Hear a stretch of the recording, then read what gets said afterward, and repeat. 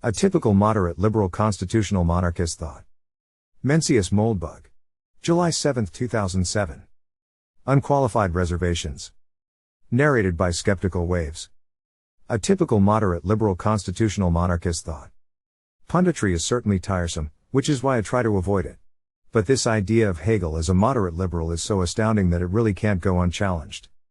If the state is confused with civil society, and if its specific end is laid down as the security and protection of property and personal freedom, then the interest of the individuals as such becomes the ultimate end of their association, and it follows that membership of the state is something optional. But the state's relation to the individual is quite different from this. Since the state is mind objectified, it is only as one of its members that the individual himself has objectivity, genuine individuality, and an ethical life. Now, who said this? Was it Burke? Bolingbroke? Acton? Kuehnelt-Leddihn?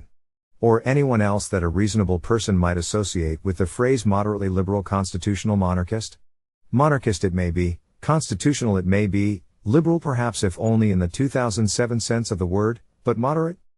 In case this is out of context, readers are invited to peruse Hegel's state on their own. I'm afraid I don't share this passion for secondary sources. It's certainly true that when we look at any actual state of Hegel's time, Austria or Prussia, say, the political structures we see are unimaginably libertarian by today's standards. And inasmuch as any policy proposals can be gleaned from Hegel's woolly Teutonic mysticisms, they are quite unremarkable. He is perfectly happy to have us worship the state as it is. Hegel's totalitarianism is merely rhetorical. But the rhetorical acceptance of totalitarianism is the hard part. Once we swallow the proposition that this final end has supreme right against the individual, whose supreme duty is to be a member of the state, that Chica is a mere implementation detail. That this thought comes from Popper, whose Open Society and Its Enemies is a cracking good read, Volume 2 can be skipped, does not make it false. And it certainly does not make anyone, even Jonah Goldberg, mock-worthy for expressing it.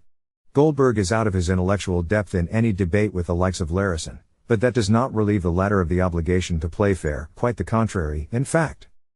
Update, Larison responds.